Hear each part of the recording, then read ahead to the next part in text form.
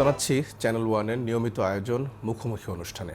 দর্শক, আপনারা জানেন এই আয়োজনে আমরা প্রশ্ন করি ক্ষমতাকে, আমরা ভুল ধরিয়ে দেওয়ার চেষ্টা করি দায়িত্বরতদের। আজ আমরা কথা বলবো দেশের রাজনীতি নিয়ে। আমাদের সাথে আছেন জাতীয় পার্টির চেয়ারম্যান গোলাম মোহাম্মদ কাদের, সাবেক মন্ত্রী।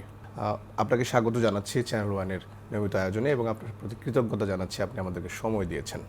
শুরুতে একটু জানতে চাই আপনি কেমন আছেন? এখন তো সংসদে নেই আপনারা, সময়টা আসলে কিভাবে কাটছে আপনার? শারীরিকভাবে আল্লাহর রহমতে আমি বেশ ভালো আছি। সময় এখন অত্যন্ত ব্যস্ততা সময় কাটাচ্ছি আমরা। আমাদেরকে খুব পরিকল্পিতভাবে ষড়যন্ত্রমূলক পদ্ধতিতে আমাদেরকে রাজনীতি থেকে অপ্রাসঙ্গিক বা অপ্রয়োজনীয় করার জন্য একটা উদ্যোগ নেওয়া হয়েছে। কাজে সেই ধরনের উদ্যোগকে আমরা সঠিকভাবে চিহ্নিত করেছি এবং তার থেকে বাইরে বেরিয়ে এসে সত্যিকার যে আমাদের গণমুখী রাজনীতি, জনগণের পক্ষের রাজনীতি, এটাকে এগিয়ে নিয়ে যাওয়ার জন্য আমরা এখন সংগ্রাম করে যাচ্ছি। আমরা সংগঠিত হচ্ছি। একটু সমসাময়িক রাজনীতি আপনার সাথে কথা বলতে চাই। 5ই আগস্ট বাংলাদেশের একটা গুরুত্বপূর্ণ রাজনৈতিক বাক বদলের সময় গেল। সেই সময়টাকে আসলে আপনারা আসলে কিভাবে মূল্যায়ন করছেন?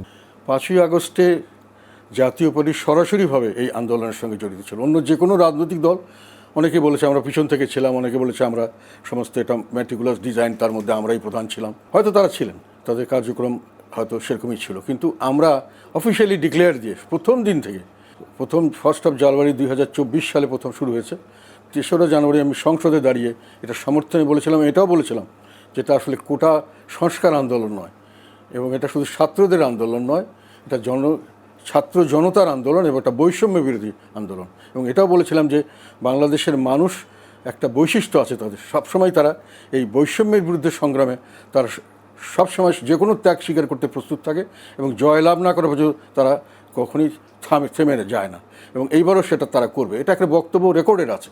তো এগুলো সহ তারপরে প্রতিদিন অলমোস্ট এভরিডে, একদিন দুদিন পরে পরে যখনই কোনো ঘটনা ঘটেছে তাদের সমর্থনে আমরা এই যে জুলাই যোদ্ধা বা যাদেরকে আমি বীর মুক্তি সেনা হিসেবে বলেছিলাম তাদের সঙ্গে, এবং যখন যারা মারা গেছে তাদের ব্যাপারে, এবং প্রতিটি দিন আমি সরকারের যে তারা যে নিরপরাধ নিরস্ত্র মানুষকে হত্যা করা হচ্ছে এইসবের ব্যাপারে নানান ধরনের বক্তব্য দিয়ে জনগণকে আমি উজ্জীবিত করেছিলাম এবং আন্দোলনের পক্ষে জনগণকে করেছিলাম। এবং এগুলো সব রেকর্ড আমার এই একটা বই বের করছিলাম, যেহেতু নানানভাবে আমাদেরকে করার চেষ্টা করা হয়েছে, আমাদেরকে এখনও করা হচ্ছে যে আমরা দোসর ছিলাম ইত্যাদি। দোসর আমাদের একটা অংশ সবসময় ছিল। শেখ হাসিনার সময় আমাদের দলকে বিভক্ত করে একটা তার নিজস্ব একটা গোষ্ঠী তৈরি করতেন, যার মাধ্যমে উনি দলকে নিজস্ব গতিতে চলতে বাধাপ্রাপ্ত করাতেন। সেই জুলাই আন্দোলন, উগ্রবাদ এবং নির্বাচন, এই নির্বাচন আন্দোলনের সময় পরবর্তীকালে পর্যন্ত একেবারে নির্বাচন পর্যন্ত কী ঘটনা, জাতীয় পার্টি কী করেছে তার সমস্ত বিভিন্ন পত্রিকায় আমার ইন্টারভিউ, আমার লেখা, আমাদের যে প্রোগ্রামগুলো আমরা করেছি সেগুলোকে যে তারা বিভিন্ন সময় নিউজ পেপার কাটিং হিসেবে এসছে, সেগুলো সব আমি এখানে দিয়েছি, যে মানুষকে দেখানোর জন্য যে আমাদেরকে খুব ভুলভাবে আমাদেরকে উপস্থাপন করা হচ্ছে এবং আমাদের যে অবদান সেটাকে তারা শুধু এটাকে অস্বীকার করছে না, আমাদেরকে শাস্তিমূলকভাবে, আমাদেরকে একেবারে পরিকল্পিতভাবে তাদের নিজস্ব সুবিধার জন্য, একটা গোষ্ঠী স্বার্থের সুবিধার জন্য তারা আমাদেরকে রাজনীতি থেকে অপ্রাসঙ্গিক করার জন্য চেষ্টা চালিয়ে গেছে এবং শেষ পর্যন্ত নির্বাচনের মাধ্যমে সেটা করার চেষ্টা করছে। এর আগে আইনগতভাবে পারেনি, যেহেতু আমাদের বিরুদ্ধে কোনো রকম কোনো এভিডেন্স দিতে পারেনি যে আমরা সেরকম কোনো দোষর ছিলাম বা আমরা সরাসরি সরকারের গত সরকারের হয়ে জনগণের উপর কোনো অত্যাচার করেছে, এটা কোনোখানে নাই। আপনি বলছিলেন যে 5ই আগস্টের যেই গণ অভ্যুত্থান, সেই অভ্যুত্থানের আগে 3 তারিখে আপনারা সহমর্মিতা জানিয়েছিলেন বা আপনারা তাদের আন্দোলনের সাথে সংহতি জানিয়েছিলেন। আমি সেই বক্তব্যটা আমার সুযোগ হয়েছিল দেখার। আওয়ামী লীগের সভানেত্রী দেশ ছেড়ে পালিয়ে গেলেন, তারপরে আমরা দেখলাম জাতীয় পার্টির রাজনীতি এক ধরনের স্তব্ধ হয়ে গেল। তারপরে তাদের অনেকে বলবার চেষ্টা করলো জাতীয় পার্টির রাজনীতি মৃত হয়ে গেছে, অনেকে বলল যে জাতীয় পার্টি একেবারেই আওয়ামী লীগের পোষা একটি রাজনৈতিক দল। জাতীয় পার্টি যেহেতু অভ্যুত্থানের সাথে সংহতি জানালো, আবার তার বিরুদ্ধে সাধারণ মানুষের একটা অভিযোগ যে আওয়ামী লীগের পোষা দল। সব মিলিয়ে বিষয়টা আসলে আপনারা কি পীড়া দেয় কিনা? আওয়ামী লীগের পোষা দল যে বলা হয় সেটা আমরা জানি, কেন বলা হয় সেটা আমি বলেছি। আওয়ামী লীগ আমাদেরকে 90-এর পর থেকে বিএনপি এবং আওয়ামী লীগ দুটো দলই চেষ্টা করেছে সর্বাত্মকভাবে জাতীয় পার্টিকে একেবারে শেষ করে দেয়। আমরা কোনো সময় কিন্তু নির্বাচনে, আমরা 91 নির্বাচনে আমাদের সঠিক করতেই দেওয়া হয় না, এরশাদ সাহেব জেলখানা থেকে করেছেন। প্রথমে বিএনপি যেটা করেছে সেটা হলো আমাদেরকে ধরে মেরে কেটে জেল দিয়ে মামলা দিয়ে নানানভাবে অত্যাচার করে আমাদেরকে রাজনীতি থেকে আমাদের পার্টি অফিস সিল করে দিয়ে 140 ধারা জারি করে আমাদের মিটিং মিছিল বানচাল করে আমাদের শেষ করে দেওয়া। এটা বিএনপি যখনই ক্ষমতায় আসছে তখনই করছে, এখনও কিছুটা করছে। আওয়ামী লীগ যেটা আরও খারাপ কাজ করেছে সেটা হলো আমাদের সাথে বন্ধুত্ব করে আমাদের একটা অংশের লোককে, কিছু লোককে মুষ্টিমেয় সুযোগ সুবিধা দিয়ে সরকারি এজেন্ট বানিয়েছে এবং তারা জাতীয় পার্টি থাকতো, কাজ করতো আওয়ামী লীগের। জাতীয় পার্টির সাধারণ নেতাকর্মী, আমি তাদের নেতৃত্বে আমরা কোনো সময় আওয়ামী লীগের কোনো কাজে দোষর করিনি। আমি মন্ত্রী ছিলাম, কিন্তু আমি মন্ত্রিত্ব থাকার সময় যেটা আমি মনে করেছি জনগণের স্বার্থবিরোধী, সেখানে আমি সরকারকে সমর্থন দিইনি। আমি রেজিগনেশন দিতে গেছি কয়েকবার এবং সবাই জানে এটা। দল গঠনের পরে এটাই হয়তো আপনাদের প্রথমবার যে কোনো প্রতিনিধি সংসদে নেই। এই বিষয়টি আসলে দলের জন্য বা আপনাদের আগামী রাজনীতির জন্য আসলে কেমন হবে বিষয়টি? আগামী রাজনীতির জন্য এখন আমাদেরকে ফেলতে ফেলতে ফেলতে ফেলতে একটা বটম লেভেলে আনছে। এখন হয় আমরা হারিয়ে যাবো, নাহলে উপরে উঠবো, আর কোনো কিছু করার নেই। কাজে আমরা এটাকে সেইভাবেই নিয়েছি। আর এই জিনিসটা করেছে কেন আমরা সেটা বুঝতে পেরেছি। বাংলাদেশের 4টি রাজনৈতিক দলই সাধারণত ভোটকে কন্ট্রোল করতে একদিন পর্যন্ত। বিএনপি এবং আওয়ামী লীগ মিলে 82, 83 মানে 80-র উপরে পার্সেন্টেজ, জামাত এবং আমরা মিলে 12-14%, আর ইন্ডিপেন্ডেন্টরা 3 থেকে 4%, আর সমস্ত দল মিলে 3 থেকে 4%। এই ছিল ভোটের পার্সেন্টেজ।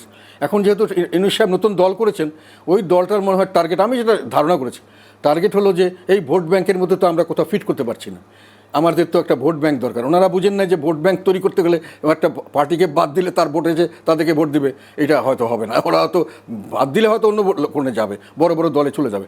একটা দলকে গড়ে তুলে এবং তাকে সেই বিশ্বাসযোগ্যতা আনা, একটা লোককে সেই দলে আসা, এরশাদ সাহেবের জন্য এখনও মানে এত বয়স্ক হয়ে গেছে, মারা যাচ্ছে, তা বলে লাঙ্গল ছাড়া আমি কোথাও ভোট দেবো না, আমি লাঙ্গলের লোক ছাড়া কারোর সঙ্গে আমার ছেলে মেয়ে বিয়ে দেবো না, এই ধরনের লোক তৈরি হয়েছে। সেই ধরনের মানুষ পজিশনে যেতে একটা দলের এত সহজ হয় না। আমরা জাতীয় পার্টি দেশের জন্য ভালো কাজ ছাড়া কোনো খারাপ কাজ কোনো সময় করেছে। এই এক্সাম্পল চ্যালেঞ্জ করলাম, আমি করেছি, তখনও করেছি যে আমাকে দেখান নির্বাচন থেকে যে বাদ দিবেন, কী কারণে বাদ দিবেন একটা দেখান তো। কেউ দেখা। ভবিষ্যৎ হোক নিরাপদ, বিনিয়োগ হোক বিশ্বস্ত, আর আমার পছন্দ সল্ট বে। ওয়েলকাম টু সল্ট বে। পরবর্তীকালীন সময়ের সরকারের সময় আপনাদের কার্যালয়ে ভাঙচুর হলো বা আপনাদেরকে নানানভাবে বাধা দেওয়ার চেষ্টা করা হলো। এখন পরিস্থিতিটা আসলে কেমন?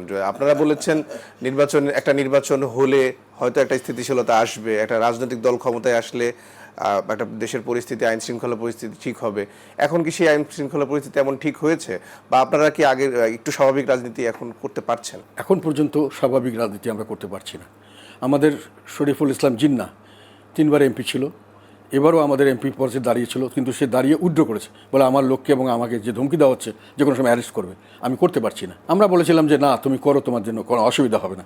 কিন্তু দুর্ভাগ্যক্রমে আমরা দেখলাম যে 12ই ফেব্রুয়ারি নির্বাচন হলো, 26শে মার্চ বা 24শে মার্চে তাকে অ্যারেস্ট করা হলো এই গভর্নমেন্ট আসার পরে। এবং এখন পর্যন্ত তাকে 10টা মামলা দেওয়া হয়েছে, সব ওই জুলাই কানেক্টেড, আগের সব জুলাইয়ের পরে দেওয়া হয়েছে। আর বললাম যে 3জন অ্যারেস্টেড ছিল, একজন কোনো ক্রমে বেরিয়েছেন, আর 2জনকে এখনও জামিন দেওয়া হয়নি। তারা এখনও প্রায় 1.5-2 বছর থেকে, একজন 6 মাস থেকে, আরেকজন প্রায় 1.5-2 বছর, মানে ধরার পরে ধরেছে তাকে।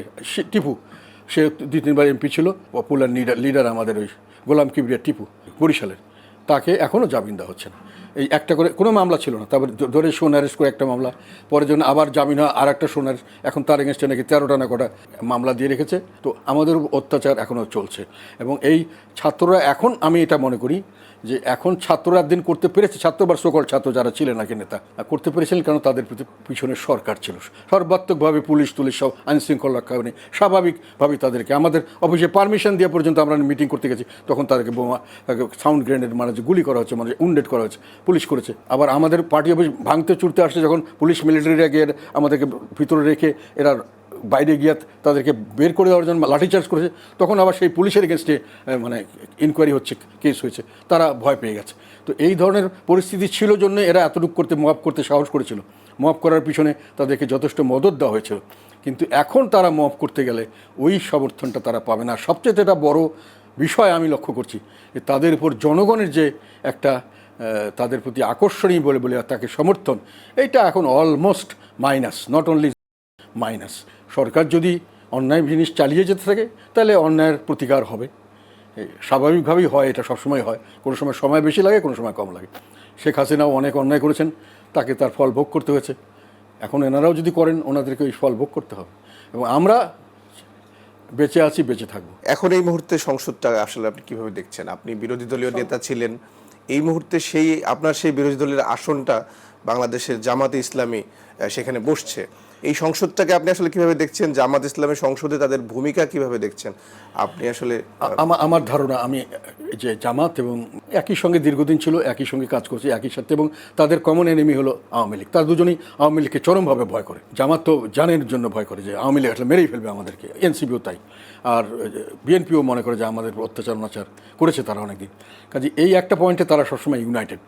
যতক্ষণ পর্যন্ত আওয়ামী লীগ বাইরে আছে ততক্ষণ পর্যন্ত তারা অঙ্গভঙ্গি করবেন, এই যেটাকে বলা যায় যে আমাদেরকে বলেছিল না পোষা বা কী বলেছে গৃহপালিত, এইটাই গৃহপালিত বিরোধী দল। ওরা কোনো মেজর কজ যেগুলোতে সত্যিকার অর্থেই তাদের দাঁড়ানো দরকার, যেমন এখন একটা প্রশ্ন এসছে হামের ব্যাপারে, তারপরে একটা প্রশ্ন এসছে বাণিজ্য চুক্তির ব্যাপারে, আমেরিকার সাথে চুক্তি বা বিভিন্ন দেশের সঙ্গে যে চুক্তি হচ্ছে সেগুলোর ব্যাপারে যে প্রশ্ন এসছে, এগুলোতে কিন্তু শক্তিশালী কোনো ভূমিকা বিরোধী দল নিচ্ছে না।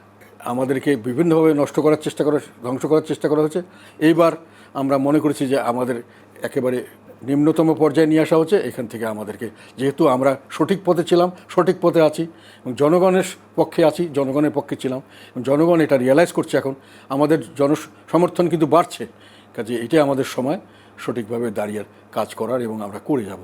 তার জন্য যে কোনো ঝুঁকি আমরা নিতে রাজি আছি। জাতীয় পার্টির আসলে জুলাই সনদের ভবিষ্যৎ আসলে কিভাবে দেখে, এবং বা যদি বলি যে 5ই অগস্টের যেই পেছনের যত গ্লানি, পেছনের যত রকমের চাওয়া আকাঙ্ক্ষা, বৈষম্যমুক্ত সমাজ চাওয়া, 5ই আগস্টকে জাতীয় পার্টি এখন এসে কিভাবে মূল্যায়ন করছে?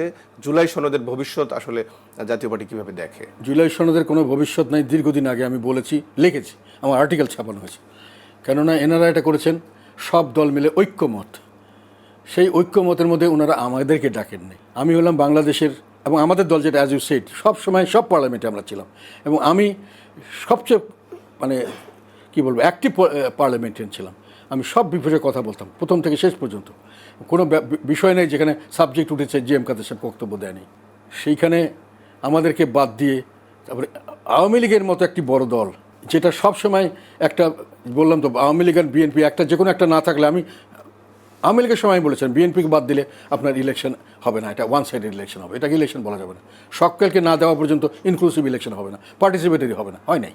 যদি কোনো অর্ধেক লোক দিয়ে আপনি ঐক্যমত কমিশন করেন, অর্ধেকেরও কম লোক নিয়ে, যেটা আমি বললাম যে মাত্র 2 কোটি লোকের যদি আপনি সমষ্টিগত এটা সিদ্ধান্ত, সেখানে আপনি যেটাই সিদ্ধান্ত করেন, যতই ভালো সিদ্ধান্ত করেন, এটা বাস্তবায়িত হবে না, হলেও এটা টিকবে না। কারণ 15th অ্যামেন্ডমেন্ট কিন্তু শেখ হাসিনা করেছিলেন, ব্যাপক পরিবর্তন সংবিধানে, টিকে নেই। কাজে আপনারা যেটা বাদ দিয়েছেন নিজের ইচ্ছা মতো করবেন, এবং গণভোটের কথা বলেন, এটা তো সবচেয়ে বড় একটা bluff. I am sorry for saying so, আমার কাছে মনে হচ্ছে এই জন্য বলছি, প্রতারণা। আমি আগে বলেছি গণভোটটা তারা দুটো কারণে করেছে। গণভোটে হাঁ দেখিয়ে তাদের যে কোনো ম্যান্ডেট নাই, এটা তারা দেখাবে ম্যান্ডেট আছে, দেখানোর পরে অন্তর্বর্তীকালীন সরকার এবং এনসিপি যেটা দল আছে, যেটুকু আমি মনে করি ওনারাও একই সঙ্গে, এবং জামাত, এটা মিলে এনারা সরকারি ছিলেন, ওনারা সরকারি কন্ট্রোল করেছেন, এটা সরকারি দলই বলা যায়। সেই সরকারি দল আরও 4-5 বছর সংসদে থাকতে চেয়েছিলেন, এবং এই জুলাই সনদ বানিয়েছেন। ওটাকে দিয়ে যদি 2/3 মেজরিটি না হতো, তাহলে বিএনপিকে বলতেন তোমাদের ক্ষমতা দেওয়া যাবে না। যেহেতু আমরা জুলাই সনদের জন্য একটা ম্যান্ডেট পেয়েছি, কাজে এই ম্যান্ডেট বাস্তবায়ন করা পর্যন্ত আমাদের লাগবেই। ম্যান্ডেট বাস্তবায়ন করতে তাদের 5 থেকে 6 বছর লাগে। গঠনতন্ত্র, কোনো দেশের এই যে শাসনতন্ত্র, কোনো দেশে আইন কানুনের কোনো খারাপ কিছু থাকে নাকি? এটার ব্যবহার, এক এক দেশ এক এক জিনিস এক একভাবে ব্যবহার করে। অনেক জিনিস আমাদের সংবিধানে ভালো ভালো জিনিস ছিল, আমরা অপব্যবহার করেছি। ভারত করেনি। ভারত ইলেকশন কমিশন ঠিক রেখেছে, জুডিশিয়ারি ঠিক রেখেছে, তাদের একটা অন্যান্য দেশ অন্যভাবে ঠিক, আমরা ঠিক রাখতে পারিনি। আমরা একসাথে এই যখন সরকারে গেছি, আমরা পার্লামেন্টকে আমাদের কুক্ষিগত করেছি, তারপরে আমরা বিচার বিভাগে কুক্ষিগত করেছি, তারপরে যখন দেখেছি যে লুটপাট করে এখন অনেক টাকা পয়সা হয়ে গেছে, এখন আমি ক্ষমতা ছেড়ে দিলে তো আমি বিরাট বিপদে পড়বো, তখন ইলেকশন কমিশনকে কুক্ষিগত করেছি। এখন এই সিস্টেমগুলোকে ওনারা যেটা গণভোট বলছেন, এই গণভোটের মাধ্যমে ওনারা থাকতে চেয়েছিলেন, গণভোটে হাঁ না ভোট করে ওনারা কেউ সৃষ্টি করতে চেয়েছিলেন। আমি মনে করেছি যে এটা তারা ব্যর্থ হয়েছেন, এবং এই গণভোট এখন যতটুকু এগ্রি করেছেন এবং যতটুকু বিএনপি বাস্তবায়ন করবে তাদের সময়কালে যদি পারে করতে, একটি জিনিসও টিকবে না, ভালো জিনিসও টিকবে না। পরবর্তীকালে আবার রিভাইজড হবে, হয়তো ভালো জিনিস থাকবে, কিন্তু এটা আবার রিভাইজড হবে। দেশের বেশিরভাগ লোককে বাদ দিয়ে যে সংস্কার করবেন, সেই সংস্কার কখনোই টেকসই হতে পারে না। ভবিষ্যৎ হোক নিরাপদ, বিনিয়োগ হোক বিশ্বস্ত, আর আমার পছন্দ সল্ট বে। Welcome to Salt Bay. সামনে স্থানীয় সরকার নির্বাচনের আলোচনা চলছে। যদি আপনারা জাতীয় নির্বাচনে আপনারা অংশ নিয়েছিলেন, বলছেন যে আপনারা আপনাদের দল গোছানোর বা দলের উন্নতির জন্য কাজ করছেন। স্থানীয় সরকার নির্বাচনে আপনারা যাচ্ছেন কিনা, আর গেলে আপনাদের নতুন কোনো পরিকল্পনা আছে কিনা আমাদের জাতীয় জানান। আমরা সব নির্বাচনে যাওয়ার চেষ্টা করব। নির্বাচনে না গেলে তো দল সেভাবে উজ্জীবিত হয় না, থাকে না। তবে আমাদের একটা সন্দেহ, আমি এখন আবার বলছি এটা, যে নির্বাচন কমিশন যে নির্বাচন করেছেন এবং পরবর্তীকালে দুটো বাই ইলেকশন হয়েছে, একটা হলো জামালপুর না কোথায় হলো, শেরপুর না কোথায়, আর একটা হচ্ছে বগুড়ায়, এগুলো কোনো নির্বাচনই হয়নি। মানে আমরা তখন বিএনপির আমলে একটা মাগুরা না কোন নির্বাচনের কথা বলা হতো, তার চেয়ে অনেক খারাপ নির্বাচন হয়েছে। এখানে কেউ যে নির্বাচনে ভোটই দিতে যায়নি, সব সিল টেনে মেরে দেওয়া হয়েছে। এবং একজন জামাতের নাকের কম্পিটিটর ছিল, সে আবার উইথড্র করছে, কী করছে জানি, শুনলাম আর কি। তো নির্বাচন কমিশন যদি দুটো নির্বাচন ওইভাবে সরকারি দলের হয়ে কাজ করে, তাহলে বাকি যেখানে নির্বাচনে এখন অলরেডি ইলেকটেড রিপ্রেজেন্টেটিভ, আমাদের রংপুরে আমাদের মেয়র ছিল ইলেকটেড, ব্যাপকভাবে আওয়ামী লীগকে পরাজিত করে ইলেকটেড, তাকে সরিয়ে দেওয়া হলো, তারখানে দেওয়া হলো একজনকে যার কোনো জনগণের ম্যান্ডেট নেই। এবং তাকে দিয়ে এখন আবার যদি নির্বাচন করানো যায় এবং নির্বাচন কমিশন যদি তাকে আবার পাশ করিয়ে দেয়, তো সে তো নির্বাচন হলো না। এটা কি আপনি আসলে বলছেন কিনা যে এতটা করেনি? আমরা কিন্তু জাতীয় পার্টি এই আওয়ামী লীগ সরকারের সময় কয়েকটা সিটি কর্পোরেশন নির্বাচন দেখেছি। ঢাকার দুই সিটির নির্বাচন নিয়ে আমার সুযোগ হয়েছে কাভার করবার, আপনি নিশ্চয়ই সেই বিষয়টাও ফলো করেছিলেন। আরে আওয়ামী লীগ তো খারাপ করেছে বটেই, আওয়ামী লীগ তো নিজের ক্যান্ডিডেটকে পাশ করেছে, এটা ঠিকই আছে। কিন্তু এনারা যেটা করছে, এক নম্বর হলো তোমাকে দাঁড়াতেই দেবো না, তো এটা তো আওয়ামী লীগ করেনি, সেই জন্যই বলছি। সেকেন্ড কথা হলো, আমি আমার লোককে আগেই ওখানে বসিয়ে দিয়ে ওখানকার ফিল্ড টিল তৈরি করে ফেলবো, টাকা পয়সা খরচ করবে সে, সরকারি খরচে সে নির্বাচনের সব যে যা চাচ্ছে সব দিয়ে দিবে, সরকার তাকে ফান্ড দিবে, তারপরে নির্বাচন। তো এটা তো আওয়ামী লীগ করেনি। বলছি যে ওই হিসাবে তাদের নির্বাচন ভালো ছিল সেটা আমি বলছি না, তাদেরটাও খারাপ ছিল। এখন তারা যে নির্বাচন সামনে করবে সেটা এর চেয়ে খারাপ হবে কি না, এটা নিয়ে আমি আতঙ্কিত বা আশঙ্কা করছি। আপনি নিজে একজন আমলা ছিলেন এবং খুবই একজন অভিজ্ঞ একজন রাজনীতিবিদও, আপনার যোগ্যতাতে আপনি সেই চেয়ারম্যানের পদে আছেন। তারপরেও আমরা দেখলাম যে আপনার নেতৃত্ব নেওয়ার পরে দলের ভেতরে এক ধরনের অস্থিরতা হয়েছে। এটা আসলে আপনাকে কোনো বিএনপি আমাদেরকে মেরে কেটে সাফ করতে চেয়েছে, আওয়ামী লীগ ঘরের ভিতরে সাপ ঢুকিয়ে দিয়েছে এবং তারা তাদেরকে ব্যবহার করছে এবং এখনও তাই করছে। এবং সবচেয়ে দুর্ভাগ্যের ব্যাপার হলো, এই লোকগুলি কোনো না কোনোভাবে, এই ভদ্রলোকরা ওই আমাদের ইউনুস সাহেবকে কনভিন্স করে এবং ইলেকশন কমিশনে কনভিন্স করে সেখানেও একটা আমাদের ভিতরে একটা দিয়ে রাখছে, ডিস্টার্বেন্স রেখে দিচ্ছে। এবং এইভাবেই জাতীয় পার্টিকে এই যে খারাপ দুর্নাম যতগুলো হচ্ছে সবই এই কয়েকটা লোকের জন্য, তারাই দালালি করেছে, তারাই সবসময়, এবং পরবর্তীকালে তারা আমার উপরে প্রেশার সৃষ্টি করেছে যে আমাকে ইউনুস সাহেবের দালালি করতে হবে। জনগণের পক্ষে কথা বলতে পারবেন না, আপনাদের সঙ্গে থাকতে হবে, আমাদের কথা মতো চলতে হবে। তো আমি তো ওই ধরনের রাজনীতি কোনো সময় করিনি, এরশাদ সাহেবের সময় করিনি, শেখ হাসিনার মন্ত্রী থেকেও আমি করিনি। উনি জানেন, শেখ হাসিনা জানেন, এরশাদ সাহেবও জানেন।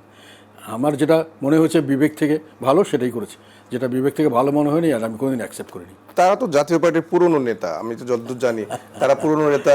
এইচ.এম. এরশাদের সাথে তারা রাজনীতি করেছেন। শুরুর দিকে আপনি যখন দায়িত্ব নেন তখনও তারাও আপনার সাথেও ছিল। দ্বন্দ্বটা আসলে কিভাবে শুরু হলো আপনাদের? বললামই তো, দ্বন্দ্ব শুরু করানো হয়েছে এরশাদ সাহেবের সময়। আমি কাউকে নাম দিয়ে বলতে চাই না, এনারা খুব পুরনো নেতা, ওনারা যেসব অনেক জায়গায় ছিলেন, এবং যেখান থেকে এরশাদ সাহেবের কাছে যখন এসছেন তখন ওইখানে আবার তাদেরকে বেইমানি করেই এখানে এসছেন, মানে যাই হোক বেইমানি বলে বাজে, তাকে ছেড়ে এসছেন। আবার এরশাদ সাহেব যখন বিপদে তখন তাকে ছেড়ে আবার চলে যান, আবার যখন এরশাদ সাহেব ভালো দিন তখন আবার আসেন, আবার এরশাদ সাহেব যখন খারাপ দিন তখন আবার আরেক দিক চলে যান। তারপরেও শেখ হাসিনা তাদেরকে ব্যবহার করেছেন এবং শেখ হাসিনা তাদেরকে তার লোক হিসাবে পার্টির ভিতরে জোর করে হলেও ভিতরে রাখার ব্যবস্থা করেছেন এবং আমাদেরকে মেনে শুনেই দলটাকে চালাতে হচ্ছে।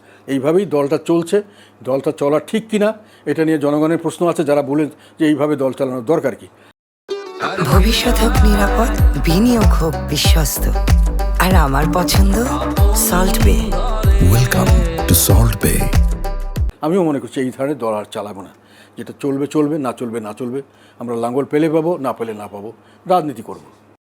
সবশেষ আমি আপনার সাথে দেখলাম যে আপনার মহাসচিব মুজিবুল হক চুন্নু, যিনি আমি সম্ভবত সিনিয়র নেতাদের ভিতরে সবশেষ পর্যন্ত আপনার সাথে ছিলেন এবং 24-এর নির্বাচনেও দেখলাম যে তিনি এক ধরনের নেতৃত্বের পর্যায়ে ছিলেন। আমি জানি না আপনি তাকে দায়িত্ব দিয়েছিলেন কিনা।